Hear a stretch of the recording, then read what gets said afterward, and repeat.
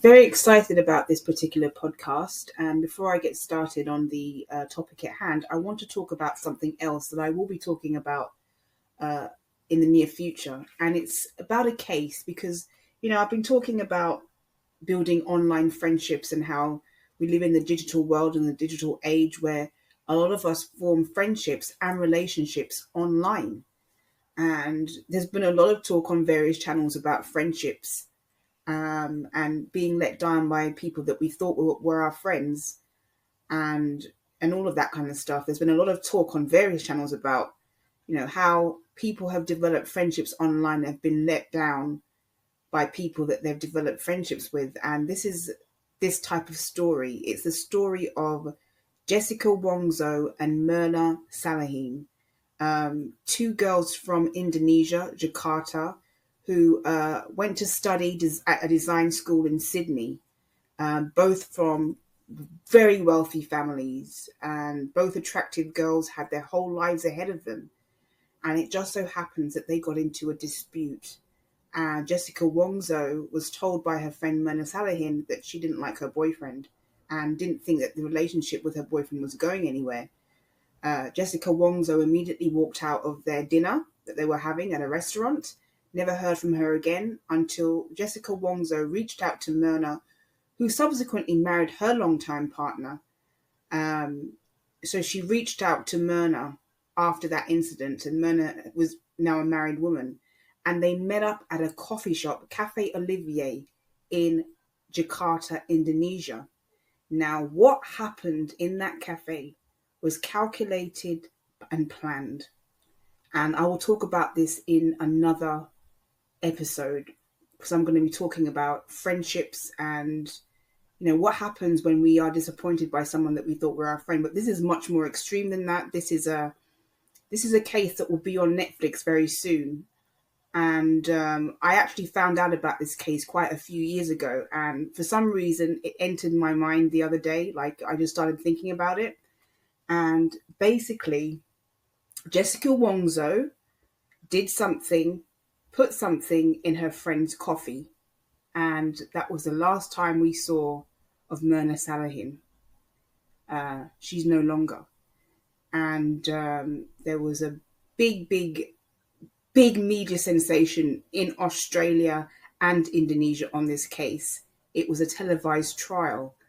And I'm going to talk more about it and what I think about it in another episode. But they were very close, very wealthy, very attractive girls with their whole lives ahead of them. But it just so happens that somebody held a grudge and the other person had to pay the price for that grudge. So for quite a while, but particularly recently, Dave has been trying to cast doubt on Chris's involvement. And I personally believe that Dave knows exactly that Chris Watts is completely culpable. But I think he's playing up to Chris's parents, who I believe are still very much in denial. Now, I'm going to tell you what I think happened in the Chris Watts case. I'm going to tell you exactly what I think. There will be some areas that I don't, that are a bit shady because I don't know everything. No one knows everything about this case other than Chris Watts. So, there are certain things that I don't know, and I'll be honest about you that I'm not sure, I'm not certain I will tell you. But I'm going to tell you what I do believe and what I don't believe. Just basic things that I believe and basic things that I don't believe before I tell you what I think happened, what scenario I think occurred. I don't believe for 1 second that Nico was another person's child. I believe Nico is the son of Chris Watts. And I'm going to be honest with you. The people that question the paternity of that child are people that don't like Shanann or don't like her family. And they want to get to her family. And I'm just being honest. I'm just being honest with you, as honest can be. Now, no one has to like Shanann. My mum doesn't particularly like her, although she thinks what happened is was completely unnecessary, and she thinks that the kids were absolutely lovely. But she's not, Shanann's not her favourite person, but she thinks that, Chris is fully responsible. So no one has to like Shanann. I'm not saying that they do. I also do not believe that NK had anything to do with it physically. I just don't believe, I just have not seen the evidence. Now, people have tried to tell me that she's involved and told me that, given me evidence and everything. And I just don't see it. But I do have subs who think she's involved, and they have every right to believe what they want. It's their opinion. I'm not going to dislike someone just because they think Nicole Kessinger is involved. I understand a little bit now more why people think she's involved. I personally just don't think she's involved, and I never have. I think he did this in secret. That's the other thing I want to get onto. I think this was pre-planned. I don't believe for 1 second that he got up one day and decided to do this. I think that he had been thinking about how he was going to get out of this marriage for a very long time. I think he resented Shanann. I think he resented his children even at the end. I don't think he wanted to. I don't think he wanted to be in that environment anymore. I don't think he wanted to be a part of that family anymore. I think he wanted. They call it spring burning in America, where you burn grass. So I think it promotes the growth of new grass or whatever. He wanted to completely get rid of his old life and start a fresh, brand new life with NK. That's what I believe. So I do believe that NK was a catalyst. I just don't see that. I just don't believe that she was physically involved. Like I said, I don't believe that he just got up one day and decided to do this. I don't believe he did this out of anger.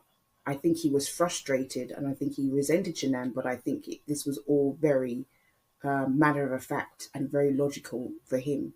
And the fact that he went to his workplace, or the fact that his family were found at his work site, tells me that all his faculties were completely in check. So when I say that, I don't mean that I don't think he was hallucinating or anything like that. I believe that he was fully of sound mind when he did this.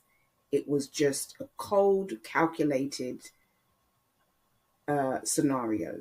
He just wanted to get rid of his old life. He didn't want Nicole Kessinger to find out that Shanann was carrying his child. He just, he was just, I think he developed some kind of obsession with NK. And I think that's all he wanted. And that's all he could think about. And I think he just wasn't attracted to Shanann anymore, wasn't in love with her. And to be quite honest, I think if Nico's was somebody else's, I don't think he would have cared. I don't think he was in love with Shanann anymore whatsoever. I think NK completely changed him. That's my opinion. So these are just the basic facts of my opinions, and I'll iron out a scenario in a minute. But I think he wanted to cut ties with his old life. I think he wanted a fresh, brand new start. And I think that this was a chain reaction. There was a chain of events that made this happen. But I think NK was a huge part of the catalyst of why it happened. I also think that financial motivation, as it is in many cases, was a huge, huge part of what happened. Financial motivation. Rather than going through a specific timeline, which I know that a lot of people like to do, but I don't because I'm not very good with timelines, I'm going to talk about specific factors that led to this. And one of these factors is, and I'm not saying that this is in any way putting the responsibility of what happened onto Shanann. She's completely innocent. But one of the things that Shanann did, the mistake she made, was trying to hang on to a marriage that was over. Not over on paper, but it was obvious that Chris Watts was emotionally distancing himself from her. And instead of taking that into account and looking at the subtle signs that he was disinterested, no longer interested, what she tried to do is get him back emotionally. And that is the mistake she made. Once somebody makes it clear to you that they're not interested in you anymore, they don't have to tell you it, but there's certain signs you need to look out for. Once you know that, then you need to make decisions that will ease the separation or the whatever you're going through in terms of coming apart from that person. You're no longer going to be in a union, and you have to accept it.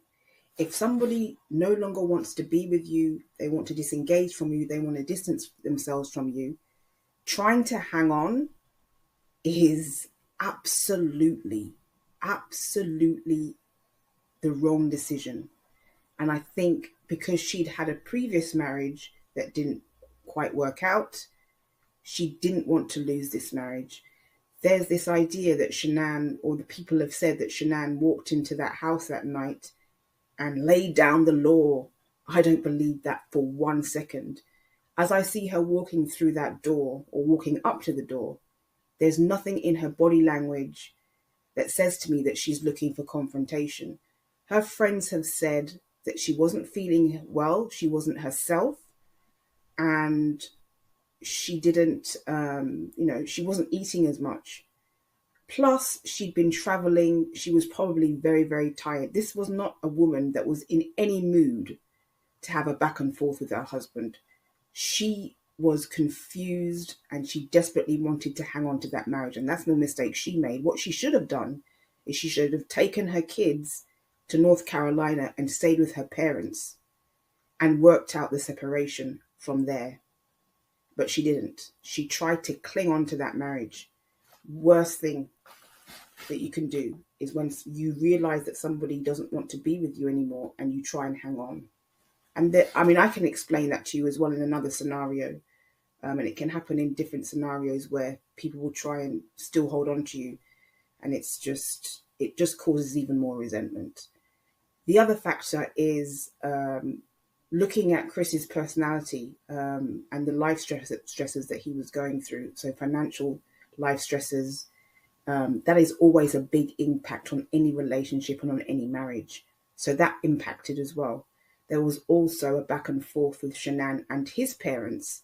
The Nutgate incident, that was also a factor that played into this, I believe. But it wasn't the main factor, but it was also a small factor.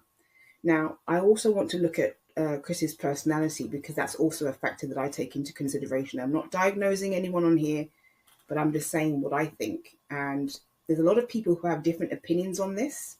My mum has a different opinion to me, but I think there's both psychopathy and sociopathy issues going on with Chris. That's my personal opinion. I see a great deal of a lack of empathy. I see a pathological personality where he goes around giving each person that he speaks to a different storyline of what happened. He's told about 7 or 8 different stories since he's been where he is. That's a pathological personality. Like I said, a lack of empathy, pathological personality. And I see other things in Chris. Like, for example, when Kim Kaufman had her channel, she said to Chris, why did you speak to Tammy and Graham Coder? And he said he thought that if he spoke to them, he was going to get a reduced sentence. I mean, that tells you everything about him as far as I'm concerned, because you don't get that for what he did.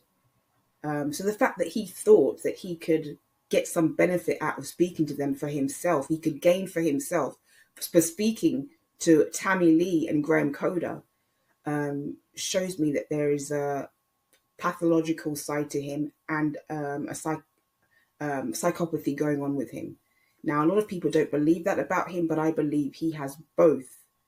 I think both factors play a role in his behavior and what happened. I also see a lack of remorse.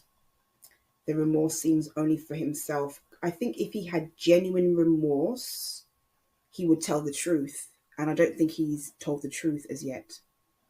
I don't think so. What I think happened that night was a chain reaction.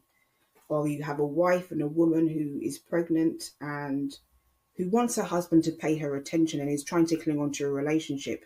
And then you have another person, the husband in this case, who's trying to leave the relationship. So you've got people going in 2 different directions, and it was only going to end on a bad note, on a sour note. And unfortunately, what he did was discarding. He discarded, and he did it in the most extreme way. So to reinforce my opinion that there was psychopathy going on here with him, is I see shallow effect in Chris, and this means an inability to show the appropriate emotions for a specific situation.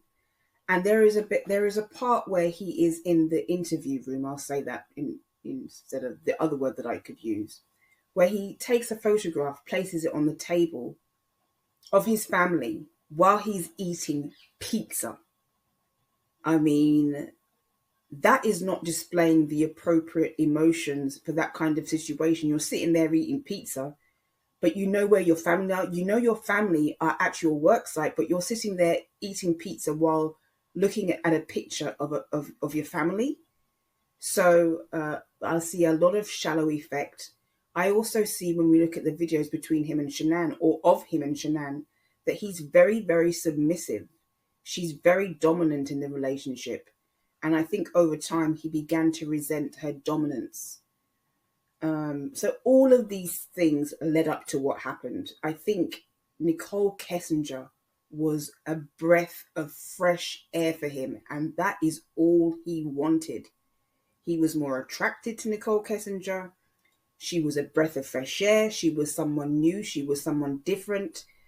She'd taken him out of the environment that he was in. I think the 5 or 6 weeks that Shanann was in North Carolina and he was spending time with NK, I think that was a pivotal time and contributed to what happened as well, because I think he enjoyed being away from Shanann. He enjoyed just coming home from work, not having to perform for a camera, not having to pretend to like her Thrive bars, not being told what to do. He could just relax, be himself, and hang out with NK. So I think he started to fall out of love with her, even if he ever was in love with her. But I think his feelings for her started to diminish during that time. And this was just a chain reaction, a chain of events, and somebody who just ultimately decided that there was an escape out there and that he could get himself financially back into the good books. Financially, he wasn't in a good financial position. So if he got rid of her, collect, all those wonderful life insurance payouts, not only would he have NK, but he would also be financially able to live his life the way he wanted. And I think that's ultimately what happened. It was financial motivation. Finances were a motive. And the fact that he just wanted this other woman.